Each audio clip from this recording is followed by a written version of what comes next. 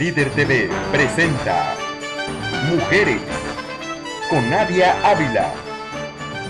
Bienvenidos a Líder TV, la televisión online más activa de Tamaulipas. ¿Cómo están? Mi nombre es Nadia Ávila y me da mucho gusto saludarles en una emisión más de su programa semanal Mujeres, donde como cada martes en punto de las 5 de la tarde podemos conocer la historia, vida y retos de diferentes lideresas de la comunidad que algo han aportado desde cualquiera que sea sus trincheras para el desarrollo de este puerto fronterizo de Nuevo Laredo, de todo el estado y de todo México, de nuestro país. Recuerden que el objetivo de este programa es siempre destacar el papel que desarrolla la figura femenina en la sociedad actual. En esta ocasión la tecnología me ha permitido traspasar ciudades y nos conectamos vía Skype y en conferencia hasta la Ciudad de México con Olga Georgina Martínez. Ella actualmente es la coordinadora de comunicación social digital de la Secretaría de Salud. Y a lo largo de los próximos 30 minutos nos va a estar contando sobre su historia, vida y diferentes retos por los que ha atravesado. Olga, ¿cómo estás? Bienvenida. Hola, ¿qué tal? Muy buenas tardes. Gracias por invitarme a tu programa. No, al contrario, gracias a ti por aceptar nuestra invitación. Olga, cuéntame, yo te contacté a ti vía Twitter, estas redes sociales que resultan hoy en día una maravilla. Si tomamos tu descripción de Twitter, diríamos que eres textualmente, dice, directora del Centro Nacional de Equidad de Género y Salud Reproductiva, de la Secretaría de Salud, médica epidemióloga, comunicación social digital, me importa tu salud, sonríe. Pero, ¿quién eres en más de 140 caracteres? Bien, bueno, soy una médico, soy especialista en salud pública que tiene también una maestría en salud pública. Bueno, he dedicado mi vida profesional precisamente a actividades de salud pública relacionadas sobre todo con programas que benefician la salud de la mujer. Olga, y bueno, retrocediendo un poco en el tiempo, sin duda dicen que para conocer el presente de una persona debemos de conocer su pasado. En ese sentido, ¿qué me puedes contar de tu infancia, de los ejes rectores que te marcaron? Bueno, yo soy de un pueblo muy pequeño en Michoacán, es un municipio grande, pero la población no es tan grande y lo que recuerdo pues es con mucho afecto la relación que tenía tanto con mi madre como con mi abuela. Mi abuela fue maestra de primaria y entonces ella le dio siempre a la educación. Prácticamente ella no concebía que sus niños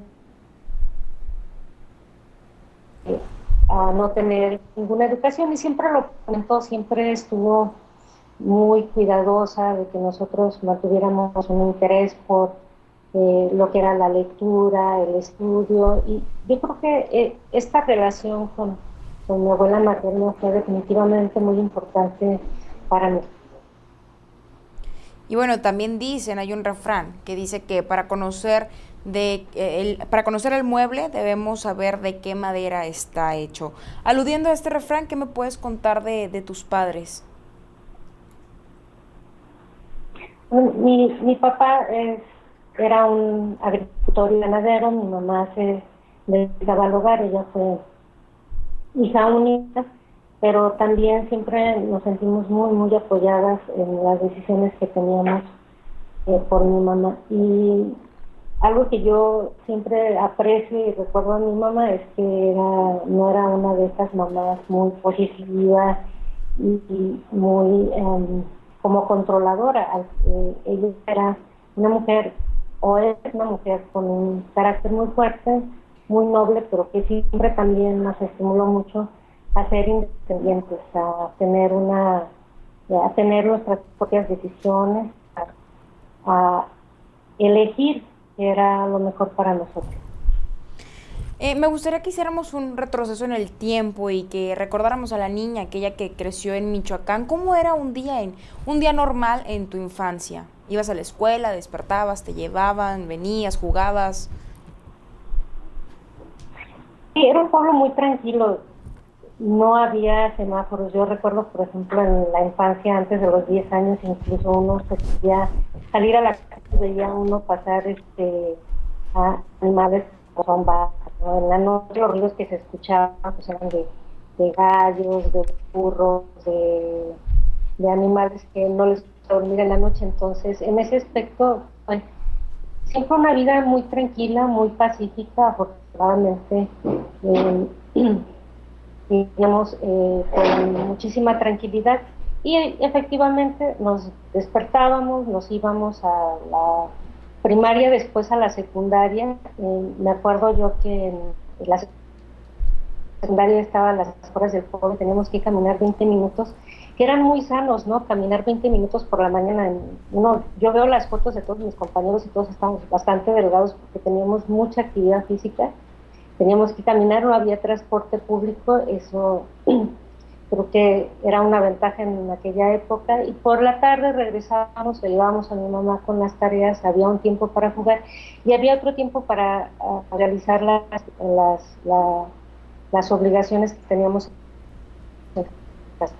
Después, para la prepa, tuvimos que ir a la ciudad de Zamora, Michoacán, porque en aquella época en el pueblo había prepa. Entonces, esto nos obligaba a levantarnos temprano, la hora de entrada era a las 7 de la mañana, teníamos que tomar un camión que nos llevaba a la ciudad de Zamora, que estaba a una distancia de 20-25 minutos, y entonces estábamos en la prepa y regresábamos en la tarde, y pues también había un tiempo para hacer el estudio, pero también había obligaciones en casa y un tiempo para leer o dedicarlo a actividades libres. Después yo decidí estudiar medicina mucho porque era una carrera que me parecía muy importante. En aquella época no me quedaba claro qué era estudiar medicina, tenía 16 años cuando salí de la preparatoria, porque hicimos una preparatoria tan solo de 2 años, pero me sentía yo muy inclinada hacia todos estos aspectos del cuidado de la persona, y en aquella época también mucho de aspectos psicológicos de salud mental. Y bueno, nos fuimos a estudiar a la ciudad de Morelia, Michoacán. Ahí estuvimos 5 años haciendo la carrera. Generalmente cuando muchos estudiantes llegan a la ciudad de Morelia, Michoacán, que vienen de poblaciones, y bueno, hay toda una estructura para que uno encuentre lugares con familias o en algunas casas. Los primeros 2 años los viví yo en una casa que era administrada por unas religiosas, donde habíamos como 45 chicas estudiantes y donde tenemos un lugar para comer, dormir y estudiar mientras de manera muy segura, y también una convivencia muy importante donde uno conoce a muchas chicas que también tienen esta intención de superarse, donde las motivaciones son estudiar, donde se enseña a uno a reconocer que a pesar de todas las diferencias que puede haber con otras chicas, pues siempre hay este estímulo, esta motivación de no quererse quedar en el pueblo, de definitivamente no quererse dedicar a las labores del hogar, de buscar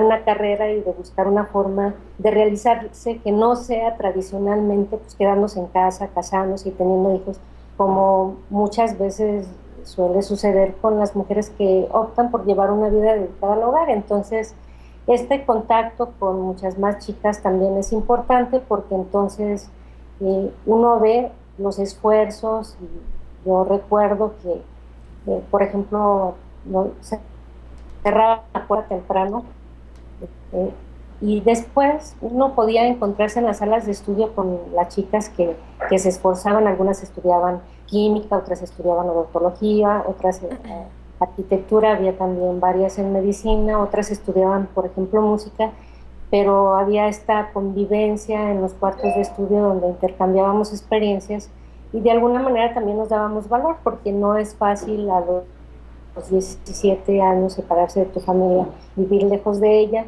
y sin embargo, pues todas estas son experiencias que van sumándose al propio desarrollo. Después de terminar la carrera de medicina, ya en los últimos años fue que me decidí a que la salud pública era aquello que más me llamaba, y entonces me vine a la Ciudad de México a hacer la residencia en el Instituto Mexicano del Seguro Social. Después de eso ya uno siempre va encontrando a lo largo de la vida pues figuras muy importantes, profesores que te motivan, que te ayudan a, a pensar que es posible realizar los sueños que uno se va proponiendo. Y en este sentido, bueno, nosotros tenemos un profesor en epidemiología que siempre estaba motivándonos y estimulándonos para que desarrolláramos estudios en el extranjero. Y bueno, yo compré la idea, entonces me puse a estudiar, me puse a trabajar. Una buena parte de lo que yo trabajé en esos primeros años también invertía en mi propia educación, me puse a estudiar inglés y empecé a hacer solicitudes para estudiar en el extranjero.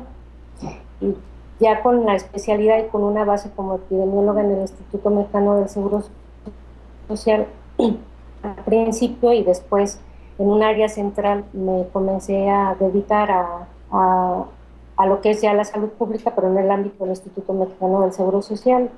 Primero estuve en programas como vigilancia epidemiológica del cólera, y ya después empecé a desarrollar un interés muy importante en lo que era la detección y control del cáncer en la mujer. Coincidió con que finalmente una de estas universidades me aceptó y fui a hacer la maestría en salud pública en la Universidad de Harvard. Afortunadamente también el Instituto Mexicano del Seguro Social pues tenía todos los mecanismos para que uno, siendo trabajador, pudiera ir a estudiar, y claro, con el compromiso de al término regresar y trabajar en el instituto. Entonces, con esta situación fue que fui a hacer yo esta maestría, regresé, y definitivamente los elementos que adquirimos pues nos ayudaron a fortalecer los conocimientos que teníamos y a poner más empeño en los programas de prevención y detección de cáncer cervicuterino, después también en cáncer de mama. Y bueno, ya yo creo que la pasión con la que uno se desarrolla en el trabajo, y también eh, esta motivación por de verdad hacer un cambio en la epidemiología del cáncer en México es lo que va haciendo que los demás se involucren también con estas actividades, es lo que permite también que uno vaya sobresaliendo, y eso definitivamente pues, me ha dado la oportunidad de crecer profesionalmente. Claro. Olga, vamos a hacer una pausa, vamos a invitar a nuestros cibertelevidentes que comuniquen con nosotros a través de las diferentes redes sociales para que nos hagan llegar sus comentarios y sugerencias. En Facebook nos encuentran como Líder TV y en Twitter somos @líder_TV. Estamos en el programa semanal Mujeres, donde como cada martes en punto de las 5 de la tarde les presento la historia de diferentes lideresas de la comunidad que algo han aportado desde cualquiera que sea sus trincheras para el desarrollo de este estado de Tamaulipas y para México en general. En esta ocasión me encuentro conectada en conferencia Skype con Olga Georgina Martínez. Ella es la coordinadora de comunicación social digital de la Secretaría de Salud en México, y bueno, a lo largo de estos minutos nos ha estado contando sobre su historia, su infancia, sobre cómo se ha forjado a lo largo de esta carrera que es la medicina y cómo llegó hasta la Secretaría de Salud. Ahorita me comentabas que te has especializado de una manera increíble y te has ayudado mucho como profesionista. Sin duda eres una experta en el tema del cáncer de mama. En este sentido, tú, desde tu perspectiva, ¿cómo ves el panorama en México sobre el cáncer de mama y sobre el cáncer cervicouterino? Bueno, mira, en cáncer cervicuterino y el cáncer de mama, si bien ambas son padecimientos de cáncer en la mujer, pues la epidemiología es muy diferente. El cáncer cervicuterino es una enfermedad mucho más vulnerable, afecta más a las mujeres que viven en la pobreza o que tienen un nivel de escolaridad menor. Bueno, podemos decir que en términos generales las enfermedades siempre van a afectar más a quienes tienen condiciones socioeconómicas eh, eh, en desventaja.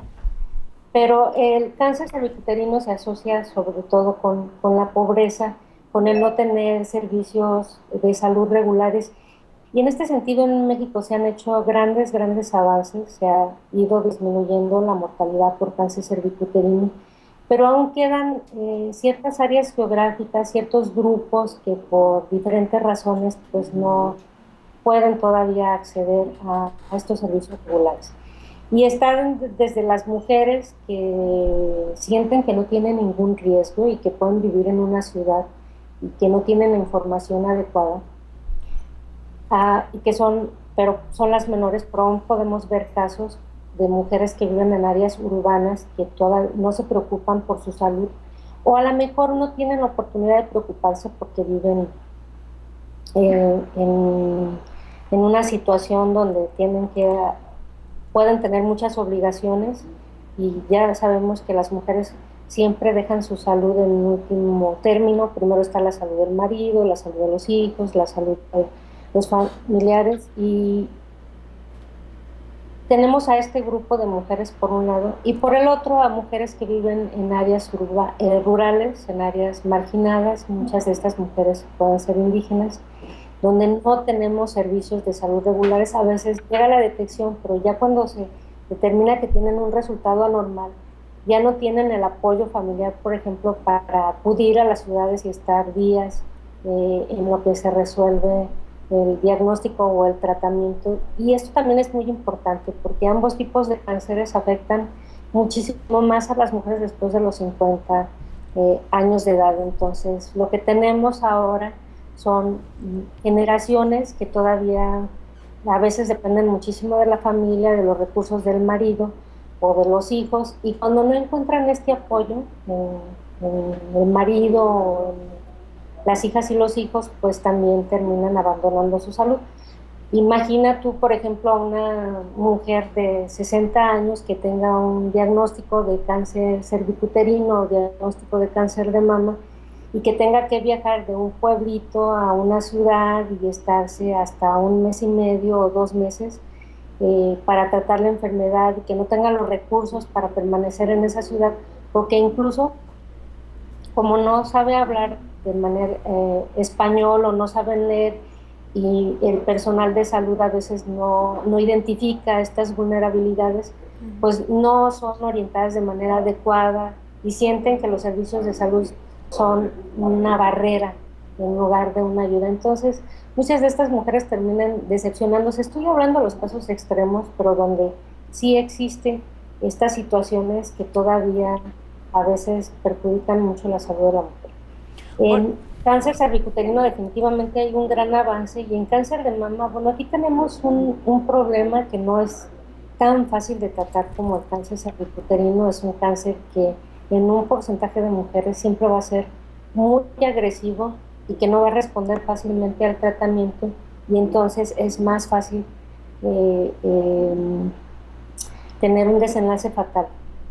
Y la epidemiología del cáncer de mama es muy compleja. Así como tenemos estos tipos de tumores que son muy agresivos, va a haber otros que son menos agresivos, que son los que van a responder a tratamiento adecuado, y son los que nosotros necesitamos encontrar a través de la detección.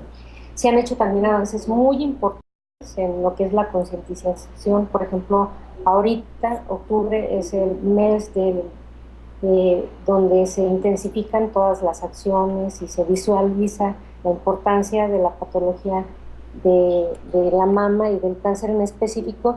Sin embargo, pues todavía va a haber un porcentaje de mujeres que no acostumbran hacerse la exploración o acudir a los servicios de medicina preventiva.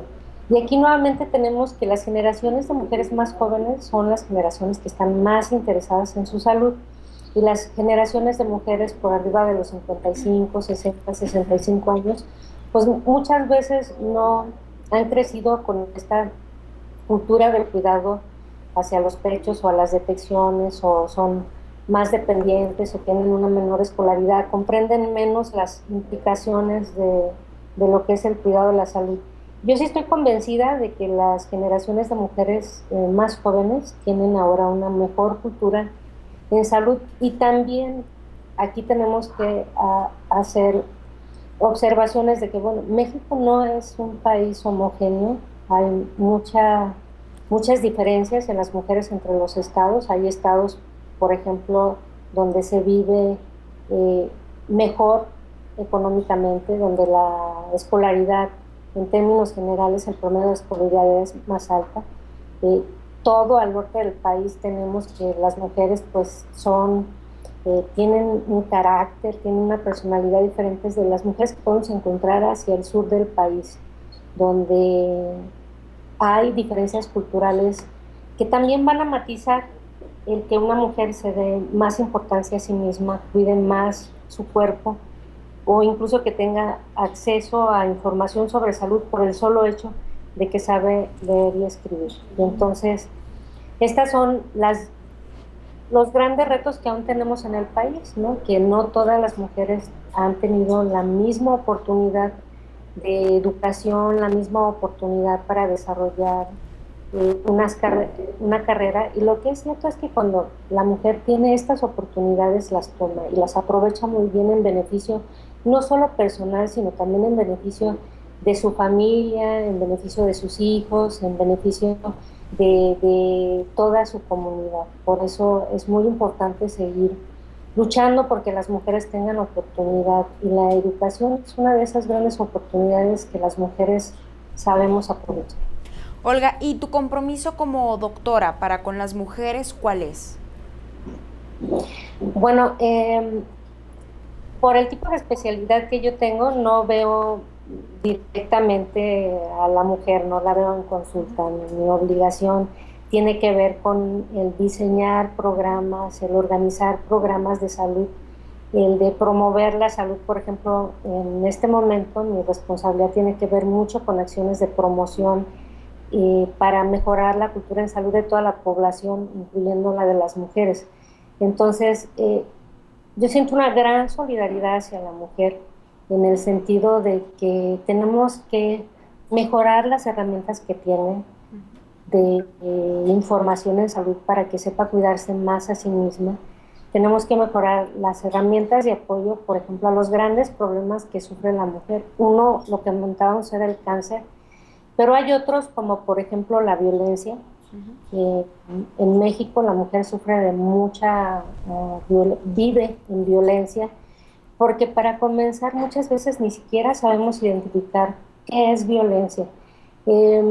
Todos estos comentarios, esta manera de estigmatizar a la mujer, el referirse a ella despectivamente, pues son formas de violencia donde no es física, pero sí tenemos una violencia en la comunidad cuando insultamos a la mujer, cuando seguimos haciendo chistes degradantes, chistes que siempre ubican a la mujer. Parecería que las mujeres somos inmaduras cuando no lo somos. Las mujeres siempre somos de todos tipos, hay buenas, hay malas, hay mejores, hay peores, o sea, hay una gran diversidad de las mujeres.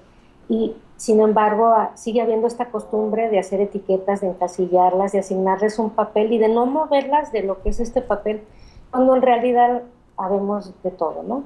No se vale hablar despectivamente de todas las mujeres en general, como tampoco es adecuado pues subirlas a un pedestal y decir que todas las mujeres son magníficas, porque no lo es. Somos seres humanos iguales que los hombres y hay una gran diversidad de personalidades, y esto es tal vez una de las cosas que socialmente tendríamos que reflexionar más, cómo a través de las actitudes seguimos tratándonos a los hombres y a las mujeres, y que tenemos que empezar a romper con todos estos papeles, con todos estos prejuicios que hacemos de ambos sexos, tanto del hombre como de la mujer. Hay hombres muy responsables, reflexivos, respetuosos de los papeles de lo que es ser hombre y de lo que es ser mujer, así como hay hombres que no lo son, y también habemos mujeres que somos respetuosas de otras mujeres, y existen mujeres que no han tenido esta educación. Y es precisamente uno de los grandes retos que hay ahorita con la mayor parte de la población joven en nuestro país, el que todos tengamos la facilidad de tener una educación que rompa con estos estereotipos, que rompa con los prejuicios sobre lo que es ser hombre o mujer, y que desde niños y desde adolescentes tengan esta conciencia, ¿no?, de que tanto hombres como mujeres con oportunidades adecuadas pueden desarrollar todo su potencial. ¿Y qué hacer para romper con esos prejuicios de los que estás hablando? Bueno, definitivamente aquí sí tiene que haber una parte de la educación donde en las escuelas se reafirmen todos estos conceptos, pero también donde padres y madres y la familia participen para crear estos valores donde los niños y niñas, hombres y mujeres, adolescentes, crezcan en un ambiente donde ya no hay tantos estereotipos ni tantos prejuicios, ¿no? Y donde a las niñas también se les den las mismas oportunidades de educación y de superación que se les den a los hombres. También la comunidad tiene un papel, tiene una importancia, las instituciones formales como las iglesias, la religión tienen un papel importante en esto, y también los medios de comunicación. Desafortunadamente, uno de los principales problemas que hay en México es que los medios de comunicación no tienen un código de conducta que tengan, me estoy refiriendo a los grandes medios de comunicación, donde pueden pasar todavía comerciales muy estereotipados, donde a veces tienen actitudes muy despectivas hacia las mujeres, o de programas donde se sigan explotando estos papeles asignados de manera inadecuada ya a los hombres o las mujeres, y al explotarse pues se refuercen en, digamos, series de telenovelas, en otros programas donde pues muchas veces la mujer se pone en estos dos extremos, ¿no? Donde es una mujer muy buena, muy sumisa, muy noble, y eso es lo adecuado para ser mujer. O si se es mala, pues es una mujer que tiene una sexualidad más abierta, que toma sus decisiones, pero que también es la villana muchas veces. Se asocian la independencia a estas formas de villanía. Y también se asocia la sexualidad como a las mujeres que no tienen una conducta apropiada, ¿no? Y a las que no se quedan a veces con el chico bueno porque tienen una sexualidad más abierta.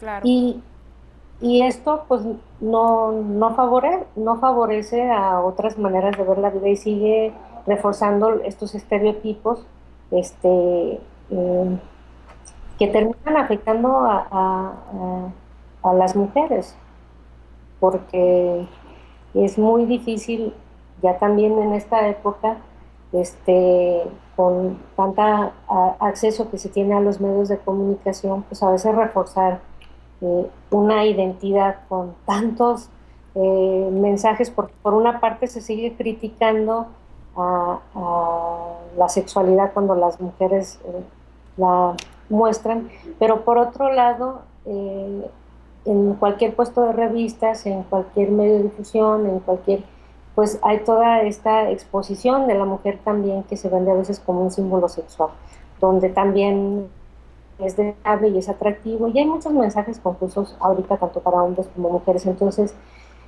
definitivamente hay un papel muy importante en toda la sociedad, en la familia, para comenzar, los valores que se tengan en la familia, el tiempo que los padres dedican a platicar con sus hijos, a transmitir lo que piensan, lo que sienten, sigue siendo muy relevante. Hay estudios además que demuestran que los adolescentes siguen teniendo como primera referencia o primer patrón de referencia lo que es inculcado en casa, que a veces es muy difícil esta relación con los adolescentes, pero una palabra de ánimo a los papás es que, aunque a veces parece que no escuchan, los adolescentes siempre están escuchando y siempre se les queda lo que les decimos en relación a la sexualidad, en relación a las adicciones, en relación a ser productivo, a educarse, a ser una persona productiva para la sociedad.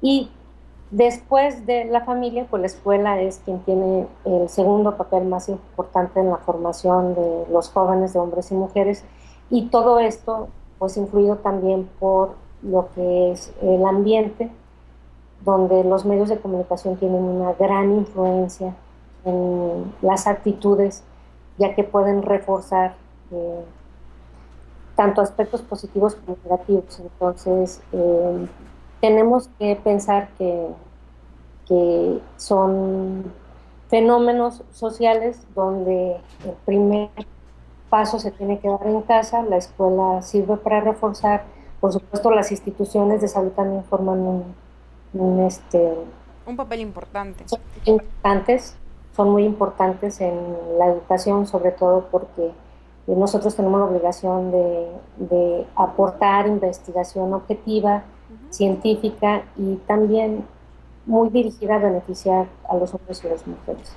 Olga, ya se nos va a terminar el tiempo, podríamos seguir platicando, pero el tiempo en televisión es muy corto. Sin embargo, no quiero cerrar esta entrevista sin antes hacerte una pregunta, así breve. Yo sé que eres una persona muy ocupada, ¿cómo le haces en un día normal de tu vida para compaginar la vida personal con la vida profesional? Y por último, ¿qué proyectos vienen para ti? Bueno, a lo largo de la vida uno se va enseñando, por ejemplo, a no dejarse agobiar por las cosas del hogar, entonces sí es muy importante desde toda la vida que uno se organice en casa y, y bueno, uno va haciendo elecciones y uno va decidiendo a esto le dedico poco tiempo, a esto no le dedico mucho tiempo. eh, y es la única manera en el que puede uno compaginar la vida profesional con la vida de hogar. También te voy a ser honesta, para mí disfruto tanto mi trabajo este, todo el día que siempre tiendo a dedicarle muchísimo más de mi tiempo al trabajo, pero muy consciente, ¿no? De que no solamente es un medio para ganarse la vida, sino que realmente para mí significa un medio de satisfacción personal. Me gusta mucho estar trabajando y el tiempo que dedicamos en casa, bueno, lo dedicamos a labores también muy importantes, pero repartimos las labores, las repartimos con otros miembros del hogar y como te digo, no me dejo agobiar por las cosas de casa.